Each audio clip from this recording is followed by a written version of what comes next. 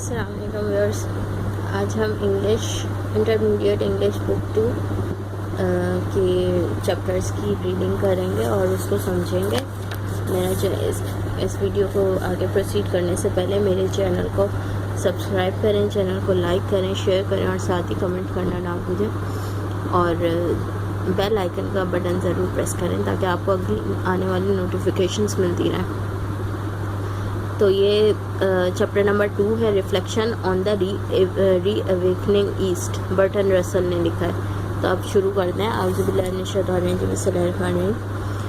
अब यहाँ पे जो है इन्होंने थोड़ा सा बर्टन रसल का इंट्रोडक्शन बताया है कि वो 1872 में पैदा हुए और उन्होंने जो है बहुत अच्छी अच्छी किताबें लिखी। उनके जो एमिनेंट जो वो थे मैथमेटिशियन और फिलोसफर थे और उन्होंने जो है बहुत सारी बुक्स लिखी हैं फ़िलासफ़ी पे और मैथ्स पे।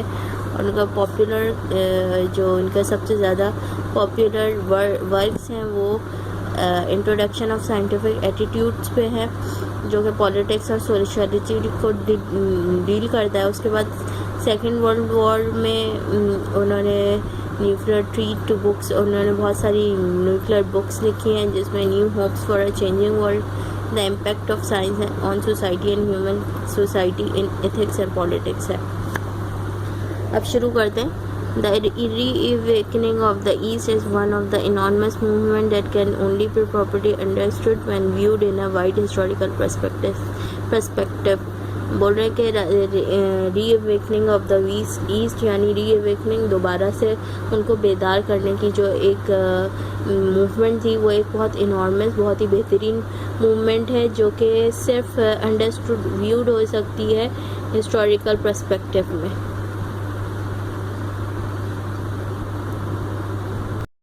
ठीक है। Alternation of powers between East and West have occurred throughout the 2000 years and more.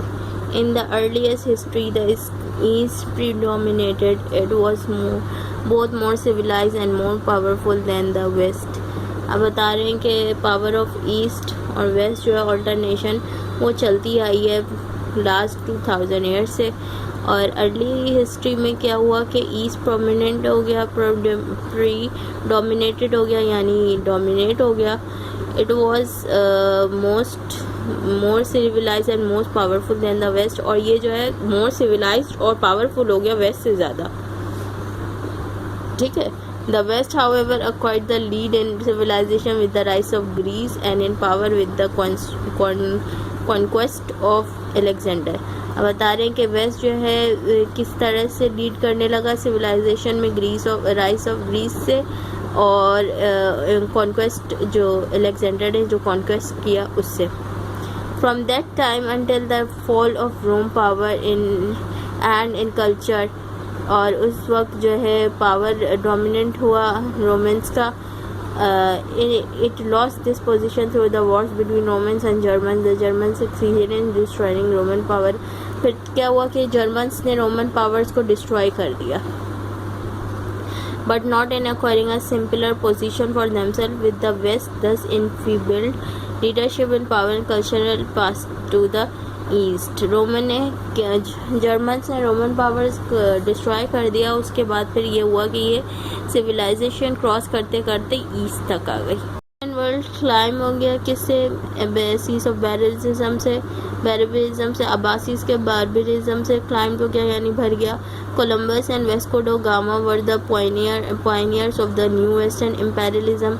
Columbus और वेस्को डा गामा जो थे वो दो न्यू एजेंट थे वेस्टर्न इम्पेरियलिज्म के। And scientific technique was it's main weapon, और उनके जो असल चीज़ थी वो थी साइंटिफिक टेक्निक, उनका असल वेपन था, हथियार था।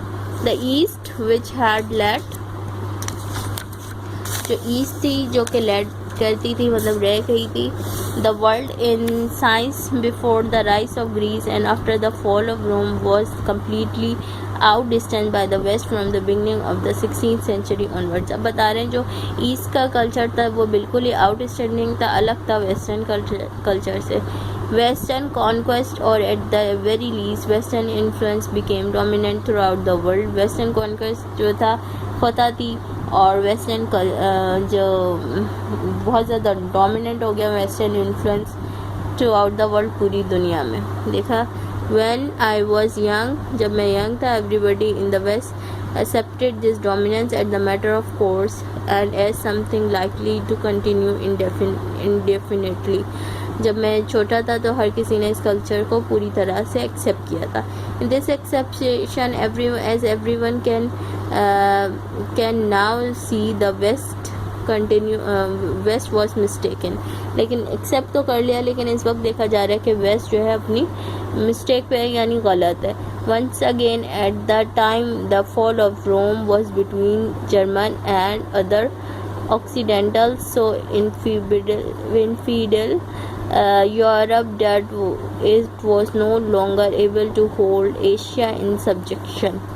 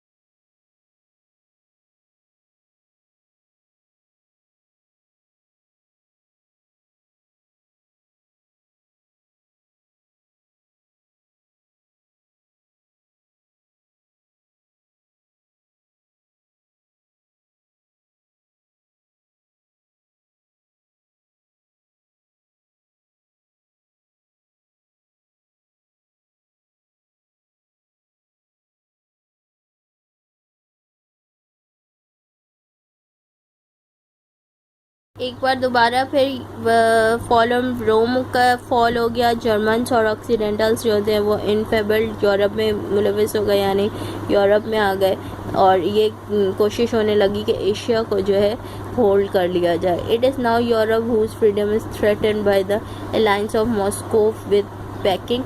और ये यूरोप था जो फ्रीडम की जो है उसमें आ गया, खदशे में आ गया कि ऐसा ना हो कि वो ऑक्यूपाइड हो जाए बाय द किससे, अलायंस ऑफ मॉस्को से और विद पैकिंग से।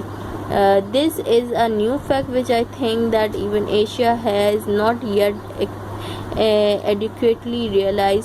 और ये जो है न्यू फैक्ट है कि एशिया ने जो है इसको रियलाइज़ नहीं किया था। For centuries Asia has suffered under the insolence of the white man. काफ़ी अरसे से जो है एशिया जो है इंसुलेंस यानी इनके ज़ेरे साए चल रहा है वाइट मैन के, अमेरिकन के।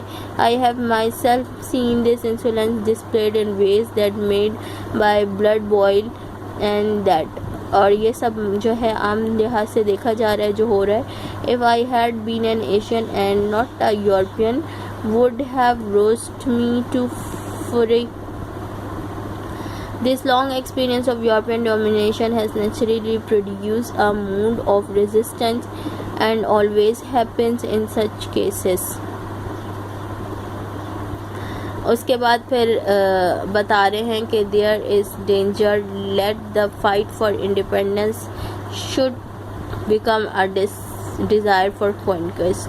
फिर जो है डेंजर इस बात का खदशा हुआ कि लोग अपनी जो है फ्रीडम के लिए फिर दोबारा से लड़ लें।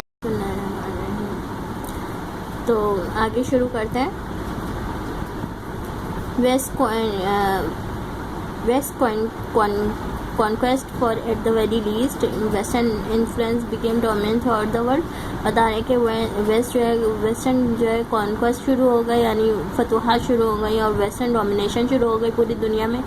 मैं जब छोटा था तब भी मुझे ये बात याद है कि ईस्ट में वेस्ट की डोमिनेंस को कबूल कर लिया गया और उसकी सिविलाइजेशंस को और कल्चर्स को कबूल करना शुरू हो गया। ठीक है, उसके बाद फिर आगे बता रहे हैं कि एक दोबारा फिर फॉल ऑफ रोम आ गया, वॉर्स हो गई जर्मन्स के और ऑक्सीडेंटल्स के दरमियान, और बहुत इसमें एशिया को जो है सब्जेक्शन किया गया। फिर क्या हुआ कि it is now Europe whose freedom is threaten, Europe की फ्रीडम थ्रेटन हो गई, जो कि अलायंस था मॉस्को का पैकिंग के साथ। फिर न्यू फैक्ट ये हुआ कि एशिया जो है educated, this is new fact which I think that even Asia has not yet educated realise. Asia जो है अच्छी तरह रियलाइज़ नहीं किया गया था, यानी तस्लीम किया गया था। फॉर सेंचुरी एशिया सफ़र्ड हो गया इंसुलेंस ऑफ द वाइट मैन, यानी उनकी हुकूमत में, और इंसुलेंस डिस्प्लेड हो गई बहुत सारे तरीक़ों से। और ब्लड मेरा ब्लड जो है हम एशियंस के बॉयल होने लगे, यानी जोश मारने लगे, और एशियंस और यूरोपियन उन दोनों के दरमियान जो है तो एशियंस और यूरोपियंस की बदौलत ही मतलब मैं इधर तक आया, यानी उनकी हालात और नज़रियात को लिखते लिखते। फिर लॉन्ग एक्सपीरियंस शुरू हो गया, डोमिनेशन शुरू हो गई एशियंस के ऊपर यूरोपियंस की। फिर जो है वाइट मैन इम्पेरियलिज्म जो है स्वेप्ट हो गया, दूर चला गया, और फिर फ्रेंच रेवोल्यूशन आ गई जो कि क्लेम करने लगी इंडियो चाइना को, और ब्रिटिश क्लेंज होने लगे मलाया में, और होप होने लगी इस चीज़ की कि स्लेवरी से जो है जान छूट जाएगी इजिप्ट और सूडान में। और इसके बाद जो है इम्पेरियलिज्म सिर्फ रह गई कहाँ, एशिया में, जो कि किसकी सूरत में रह गई, रशिया की सूरत में रह गई। ट्रेडिशन ऑफ एशिया जो थे वो बहुत ज़्यादा माने जाते थे और बहुत ज़्यादा पुराने थे, लेकिन उसके बावजूद जो है वेस्टर्न कल्चर जो है उस पर डोमिनेंस होने लगा। कम्युनिज़म जो है वाइडली, तो it is not widely recognise, communism नहीं रिकग्नाइज हुई, लेकिन ईस्ट में और in the west the modern most and most virtual form of western imperialism, ये कि इम्पेरियलिज्म को बहुत सपोर्ट किया गया वेस्ट में। उसके बाद फिलॉसफी जो है जर्मन्स की और उसकी रीजन की इम्पोज हो गई मिलिट्री फोर्स में, और रीइवनिंग ऑफ एशिया शुरू हुआ सब्जेक्शन कम्युनिज्म के फॉर्म में। There would be little in that could be welcome by any friend of humanity और ऑफ सिविलाइजेशन के तौर पे। ठीक है, what then could be enlightened and impartial specter hope as regards to the development of Asia हो गई।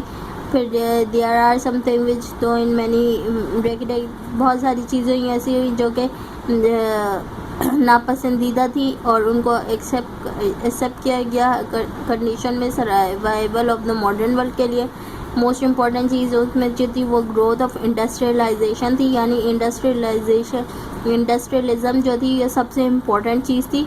और power of England जो है वो 19th सेंचुरी में बेस्ड अपॉन होने लगा मोनोपोली ऑफ मशीन प्रोडक्शन पे, और पावर ऑफ रशिया और द यूनाइटेड स्टेट का प्रेजेंट डेज पे ड्यू टू किसकी वजह से, सुपरमेसी की वजह से, इस इंडस्ट्रियलिज्म की वजह से। It is understood to take against mechanism because it is the source of power.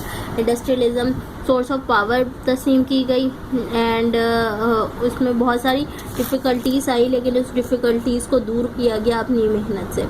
अच्छा, जब इंडस्ट्रियलिज्म न्यू थी तो वो इंग्लैंड में आई और उधर रोस्ट हुई और उधर बहुत सारी कंस्ट्रक्शंस हुई और बहुत सारी कंस्ट्रक्शन हुई, मशीन प्रोडक्शन और साइंटिफिक टेक्निक जो है बहुत ज़्यादा प्रिवेल होने लगी, फैलने लगी और उसने सिविलाइजेशंस को बदलना शुरू कर दिया।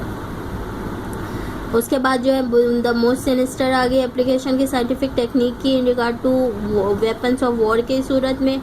उसके बाद क्या हुआ, must be fair that the independence of Asian countries जो है इंक्रीज़ करने लगी अमाउंट ऑफ ह्यूमन एनर्जी जो कि डिवोट करती है वॉर को। और may be hope that the new influence of Asia in the world will be thrown on the side of peace. इसके बाद I think it is too early to have an opinion as to what is likely to happen in this regard, but it is too early to have an opinion so as to what is desirable. ठीक है,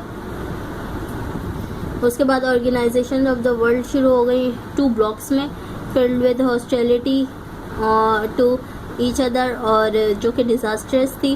the existence of states जो है वो belong करता था एक block से और दूसरा बिलोंग करता था दूसरे ब्लॉक से। और third world war breaks out हो गई, पोर्शन ऑफ मैन काइंड जो है स्केप हो गया हॉररिज्म ने।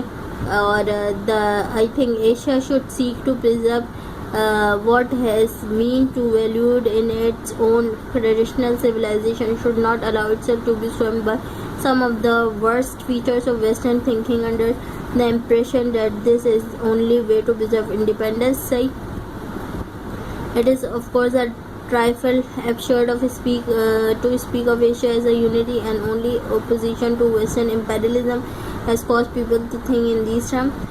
अच्छा, आप बता रहे हैं कि वेस्टर्न इम्पेरियलिज्म जो है वो हो गई और एशियन कंट्रीज जो है half of the population of the world थी, एटलीस्ट 3 डिस्टिंक्ट सिविलाइजेशन में, डेट ऑफ इस्लाम थी, एक इंडियन थे और एक चाइनीज थे, और दीज डिफ़र करने लगे ईच अदर से, मतलब जो अपने फेथ्स के तौर पे डिफ़र करते थे, अपनी यूनिटी के, अपनी जो है पॉलिटिकल एलिमेंट्स के तौर पे डिफ़र करते थे, यानी सबके सिविलाइजेशंस और कल्चर जो थे अलग थे। फिर मॉडर्न कॉस्मोपॉलिटिज्म आ गया, वो बेस्ड थी किस पे, मबनी थी साइंस पे और मिलिट्री मशीनरी पे, और ये 2 एलिमेंट्स है सिविलाइजेशन में जो कि इम्पोज हुए थे ओल्ड सेंचुरीज से और शो करते थे सॉल्वेंट्स को, और बहुत ज़्यादा जो है यकीनी तौर पे माने जाते थे। उसके बाद फिर जो है it must be admitted that they are necessary and they are very good if rightly control. ये जो है दोनों नेसेसरी भी थे और राइटली कंट्रोल अगर होते तो बहुत ज़्यादा फ़ायदेमंद भी थे। ठीक है, if human life is to be tolerable it cannot be wholly mechanized। human life अगर tolerable होती तो ये मैकेनाइज्ड होने की कोई ज़रूरत नहीं थी, मतलब it must continue to contain poetry and music, art and love and the simple joys of life। और आगे बताने के ज़रूरी है कि कंटिन्यू करे arts of love, Joy, music and simple Joy of life को। और बहुत सारी चीज़ें हैं जो कि फॉरगेटन हो गई इस मशीन एज में, और वो जो है communist, they are forgotten in the communist philosophy, और कम्युनिस्ट फिलासफी में फॉरगेटन हो गई, and they are not getting sufficient weight by many men who think themselves in the forefront of progress.